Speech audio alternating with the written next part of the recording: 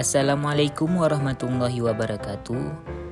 Halo kawan-kawan semua.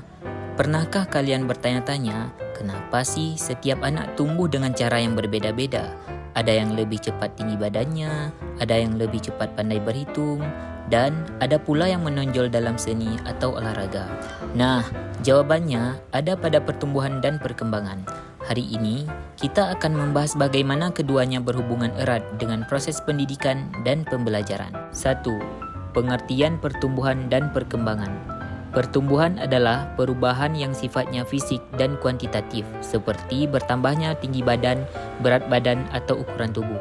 Sedangkan perkembangan adalah perubahan yang lebih luas dan kompleks, mencakup aspek kognitif, emosional, sosial, dan motorik.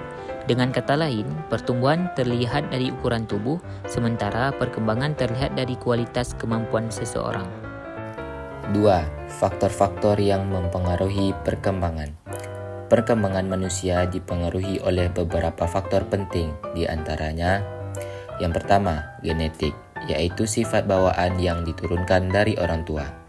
Yang kedua, lingkungan, seperti keluarga, teman, dan sekolah. Yang ketiga, nutrisi, yang sangat penting bagi pertumbuhan fisik dan perkembangan otak. Yang keempat, stimulasi dan pembelajaran, melalui pengalaman belajar sejak dini. Yang kelima, serta pengalaman emosional, baik positif maupun negatif yang membentuk kepribadian anak. Semua faktor ini saling berhubungan dan menentukan arah perkembangan seseorang. 3. Hukum atau prinsip perkembangan. Perkembangan manusia mengikuti beberapa prinsip, antara lain, yang pertama, bertahap, dimulai dari yang sederhana menuju yang lebih kompleks.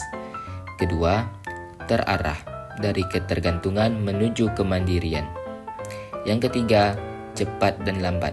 Ada aspek yang berkembang lebih cepat, ada yang lebih lambat.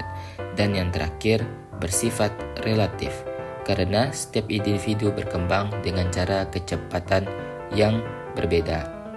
Inilah sebabnya mengapa setiap anak memiliki karakteristik unik dalam belajarnya. 4. Hubungan perkembangan dengan pendidikan dan pembelajaran.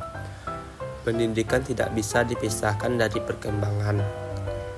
Melalui pendidikan, kemampuan berpikir anak berkembang mulai dari logika, pemecahan masalah, hingga kreativitas.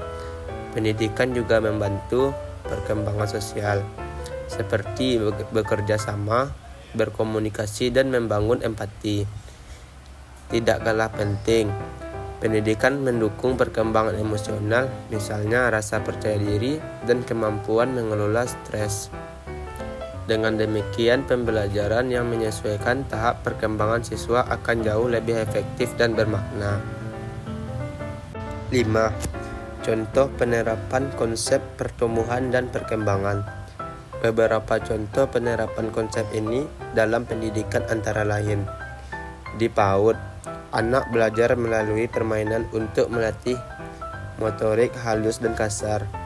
Di sekolah dasar, pengenalan matematika dilakukan dengan cara yang sederhana dan visual. Di sekolah menengah, pembelajaran berbasis diskusi membantu remaja mengembangkan kemanapun berpikir kritis dan identitas diri. Sedangkan di semua jenjang pendidikan, pembelajaran keterampilan sosial dan emosional membantu siswa beradaptasi dengan kehidupan sehari-hari. Dengan memahami pertumbuhan dan perkembangan, guru dapat merancang pembelajaran yang sesuai dan menyenangkan. Dari pembahasan tadi, kita bisa melihat bahwa pertumbuhan dan perkembangan bukan hanya soal fisik semata, tapi juga mencakup kognitif, sosial, dan emosional. Semua itu dipengaruhi oleh faktor genetik, lingkungan, nutrisi, dan pengalaman belajar. Dalam dunia pendidikan, pemahaman tentang tahap perkembangan anak sangat penting. Guru dan orang tua harus menyadari bahwa setiap anak berkembang dengan cara dan kecepatan yang berbeda. Oleh karena itu, pembelajaran yang dirancang sesuai dengan tahap perkembangan akan membantu anak tumbuh optimal, lebih percaya diri, mampu berpikir kritis, dan siap menghadapi tantangan di masa depan. Singkatnya, pertumbuhan dan perkembangan adalah fondasi penting bagi pendidikan yang efektif. Mari kita ciptakan proses belajar yang menyenangkan sesuai dengan kebutuhan anak agar mereka dapat mencapai potensi terbaiknya. Demikianlah video kami mengenai pertumbuhan dan perkembangan serta hubungannya dengan proses pendidikan dan pembelajaran. Semoga materi ini bermanfaat dan dapat menambah wawasan kita semua. Terima kasih banyak atas perhatian dan kesempatan yang diberikan. Sampai jumpa di video berikutnya. Wassalamualaikum warahmatullahi wabarakatuh.